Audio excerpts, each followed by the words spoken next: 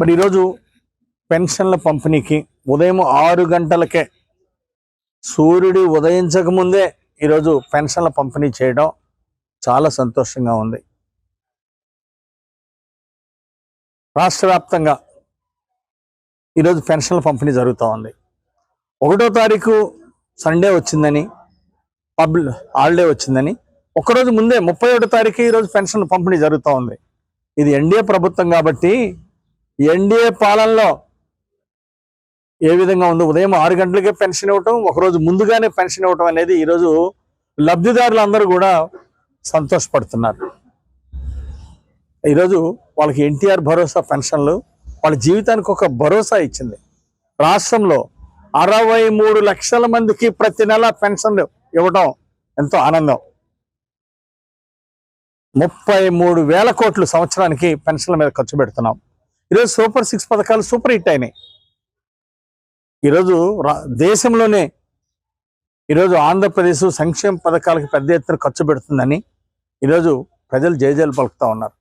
70,000 కోట్ల రూపాయలు ఈరోజు సంక్షేమ పథకాలకి ఈ 18 నెలల్లో ప్రభుత్వం ఖర్చు పెట్టడం ఈరోజు ప్రజలందరూ సంతోషిస్తున్నటువంటి విషయం. గతంలో ఉన్న రాక్షస పాలనకి నేటి ప్రజాపాలనకి ఎన్డీఏ కూటమి పాలనకి ప్రజలు తేడా తెలుసుకున్నారు. ఇది ఎక్కడైనా గంజాయి గుట్కాలు రాష్ట్రంలో కనిపించకుండా పోయినాయి. ఎక్కడ కనపడ్డా ఊరుకునేది లేదు. ఈరోజు యువతకి ఉద్యోగ అవకాశాలు 20 లక్షల ఉద్యోగ ఉపాధి అవకాశాలు కల్పించే దిశగా ఈరోజు ప్రభుత్వం ముందుకు నడుస్తూ ఉంది. చంద్రబాబు గారు ఆశ ఏమిటి? ఒక పక్క సంక్షేమం పెద్ద ఎత్తున అందించాలని, మరో పక్క అభివృద్ధి అందించాలనే లక్ష్యంగా ఈరోజు రాష్ట్ర ప్రభుత్వం ముందుకెళ్తా ఉంది. ఈరోజు వైసీపీ వాళ్ళు ఏదో గుళ్ళల్లోకి వెళ్ళి ఏదో పూజలు చేస్తాము అని చెప్పేసి చెప్పుకుంటున్నారు. అంటే సబ్ తీర్పు వచ్చింది, కోర్టు తీర్పు ఏదో వచ్చిందని చెప్పేసి సాక్షి టీవీ ఛానల్లో సబ్ క్లీన్ చిట్ వచ్చిందని చెప్పేసి ప్రచారం చేసుకుంటున్నారు. ఇది ప్రచారంగా దుష్ప్రచారం. ఏమో ఎక్కడొచ్చింది మీకు సబ్ క్లీన్ చిట్? ఏమొచ్చింది? సిట్టు తీర్పులో క్లియర్గా కల్తీ నెయ్యి కలిపారు అని చెప్పేసి 1,000 కోట్ల రూపాయలు దోపిడీ జరిగింది అని చెప్పేసి, తిరుమల తిరుపతి లడ్డులో కల్తీ గెలిచిందని, వైసీపీ పాలనలో దోచుకున్నారనేది సిట్ ఎంక్వైరీలో క్లియర్గా తేలింది. సిట్ నిర్ధారించింది. దానికి మీరేం సమాధానం చెప్తారు? సిగ్గు లేకుండా మళ్ళీ ఈరోజు గుడిలో కార్యక్రమాలు ఏంటి? దేని కార్యక్రమాలు? మీరు ఈరోజు మీ ఆ వెంకటేశ్వర స్వామిని క్షమించమని చెప్పి పొర్లు తెల్లారు పెట్టండి. క్షమాపణ చెప్పాలా, దేవుడికి క్షమాపణ చెప్పాలా, ప్రజలకు క్షమాపణ చెప్పాలా. జగన్ పాలనలో 2,510 కోట్ల రూపాయలు ఈ నెయ్యికి ఇచ్చినట్లు లెక్కలు చూపించారు. ఏ కంపెనీలు అయితే సప్లై చేశారో ఆ కంపెనీలు పాల్గొనలేదు, నెయ్యి వల్ల. మరి ఎక్కడి నుండి వచ్చింది నెయ్యి? పాలు లేదు, పెరుగు లేదు, మేగడ లేదు. మరి ఎక్కడి నుండి వచ్చింది మీకు నెయ్యి? కల్తీ నెయ్యి, కెమికల్స్ తోటి ఈరోజు తిరుమల తిరుపతి పవిత్రతని దెబ్బతీసినటువంటి మీరు, మిమ్మల్ని ప్రజలు క్షమిస్తారా? ఏం ముఖం పెట్టుకొని మీరు ఈరోజు మళ్ళీ కార్యక్రమాలు చేస్తున్నారు? సాక్షి టీవీ ఛానల్ కానీ, సాక్షి పత్రికలో కానీ ఈరోజు ఈ తీర్పు పట్ల సబ్ క్లీన్ చిట్ వచ్చిందని చెప్పేసి దుష్ప్రచారం చేసుకోవటం తీవ్రంగా ఖండిస్తున్నాం. ఏంటండి, వెంకటేశ్వర స్వామి మీద ఎందుకు మీకు ఇంత కక్ష?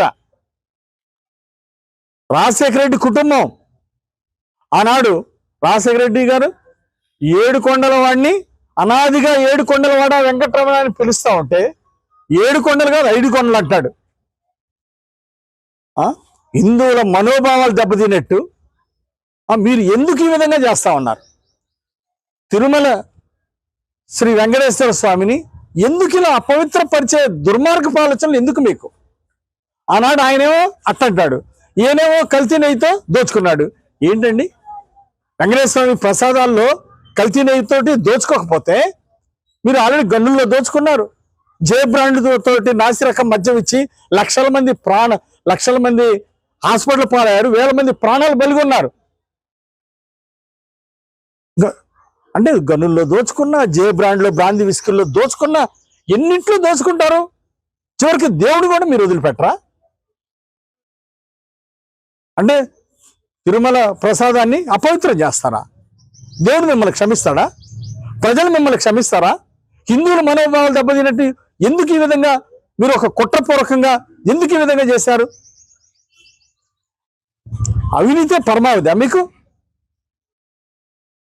ఇలాంటి దుర్మార్గపు ఆలోచనల్ని ఇప్పటిదాకా వెంకటేశ్వర స్వామితో పెట్టుకున్నటువంటి వాళ్ళు ఎవరు కూడా బాగుపడలా. శ్రీ వెంకటేశ్వర స్వామితో పెట్టుకున్న వాళ్ళు భూస్థాపితం అయ్యారు. మీకు 151 సీట్ల నుండి 11 సీట్లకు వచ్చినా, దేవుడు మీకు పనిష్మెంట్ ఇచ్చినా, ప్రజలు మిమ్మల్ని తిరస్కరించినా మీకు బుద్ధి రాలేదు. తప్పు చేశారు చెప్పండి, క్షమాపణ చెప్పండి. కొందాగా ఉంటుంది. దోపిడీ చేశామని చెప్పండి. కల్తీ లడ్లు ఇచ్చారు, కల్తీ నెయ్యి కలిపారు, ప్రజలకి క్షమాపణ చెప్పండి. అందరికీ నమస్కారం. చాలా సంతోషం. ఈ రోజున వినుకొండ నియోజకవర్గంలో వినుకొండ పట్టణంలో 24వ వార్డులో ప్రభుత్వ చీఫ్ విప్ మన గౌరవ శాసనసభ్యులు జీవి ఆంజనేయులు గారి నేతృత్వంలో ఈ రోజున పెన్షన్లు ఇచ్చే కార్యక్రమాన్ని పాల్గొనడం జరిగింది. ఈ సందర్భంగా ఇప్పుడే ఒక ఇంట్లో గౌరవ ఎమ్మెల్యే గారి చేతుల మీదుగా వృద్ధాప్య పెన్షన్ 4000, వికలాంగ పెన్షన్ 6000, 10,000 రూపాయలు ఇస్తే వాళ్ళ కళ్ళల్లో ఆనందం చూస్తే తెలుగుదేశం పార్టీలో ఉన్నందుకు మా జన్మ ధన్యమైందని ఈ సందర్భంగా తెలియజేస్తున్నా. ఎందుకంటే సెలవు వచ్చినప్పుడు ఒకరోజు ముందుగానే రాష్ట్ర వ్యాప్తంగా, నియోజకవర్గ వ్యాప్తంగా, పట్టణ వ్యాప్తంగా ఈ కార్యక్రమాల్ని గౌరవప్రదంగా ఇచ్చేటటువంటి కార్యక్రమాల్ని అనుభవించినటువంటి చంద్రబాబు నాయుడు గారు రాష్ట్ర వ్యాప్తంగా అమలు చేస్తున్నందుకు వారికి ధన్యవాదాలు తెలియజేస్తున్నాం. అదేవిధంగా పవన్ కళ్యాణ్ గారు ఈరోజు చూసినట్లయితే బ్రహ్మాండంగా పంచాయతీరాజ్ వ్యవస్థని ఏకీకృతం చేసి అన్ని పంచాయతీల్లో కూడా తీర్మానాలు చేసి అటు శానిటేషన్ కానీ, ఇటు వాటర్ కానీ, రోడ్లు కానీ అన్ని కూడా బ్రహ్మాండంగా ఆయన ఉప ముఖ్యమంత్రిగా ఆయన కార్యక్రమాలు నిర్వహిస్తున్నారు. యువనాయకుడు మా లోకేష్ గారు ఈ రోజున బ్రహ్మాండంగా లక్షలాది నిధుల్ని, కోట్లాది రూపాయల నిధులను తీసుకొచ్చేదే కాకుండా ఈరోజు చూసినట్లయితే 16,000 మంది టీచర్ పోస్టులను ఇచ్చి విద్యా వ్యవస్థని మరి ముందుకు తీసుకెళ్తున్నారు. భారతదేశంలోనే ఎక్కడా లేని విధంగా విద్యా వ్యవస్థలో సమూలమైన మార్పులు తీసుకొచ్చి ఈ రోజున భవిష్యత్ తరాలకి ఆయన ఈ కార్యక్రమాలు అందిస్తున్నారు. అటు చూసినట్టయితే బీజేపీ పాలనలో సుస్థిర పాలన ఈ రోజున భారతదేశం మొత్తం కూడా సుస్థిరంగా ఉంది. అంటే ఎన్డీఏ, అటు మోడీ గారు, ఇటు చంద్రబాబు నాయుడు గారు, ఇటు పవన్ కళ్యాణ్ గారు, లోకేష్ గారు అందరూ కూడా ఈ రాష్ట్ర అభివృద్ధి కోసం నిరంతరం పనిచేస్తా ఉన్నారు. అదేవిధంగా ఈ నియోజకవర్గానికి సంబంధించి గౌరవ శాసనసభ్యులు 3వసారి అయిన అనుభవంతో ఈ రోజున అన్ని కార్యక్రమాల్ని, అన్ని ఫండ్స్ని తీసుకొచ్చి కొండమైన గూడి అనండి, వాటర్ స్కీమ్ అనండి, అదేవిధంగా ఎన్ఎస్పి కాలనీ అనండి, రోడ్లు అనండి, డ్రైన్స్ అనండి, అన్ని కూడా అనునిత్యం వాటిని పర్యవేక్షణ చేస్తూ ఈ రోజున గౌరవ శాసనసభ్యులు జీవి ఆంజనేయులు గారి నేతృత్వంలో శరవేగంగా ఈ నియోజకవర్గం ముందుకు పోతా ఉంది.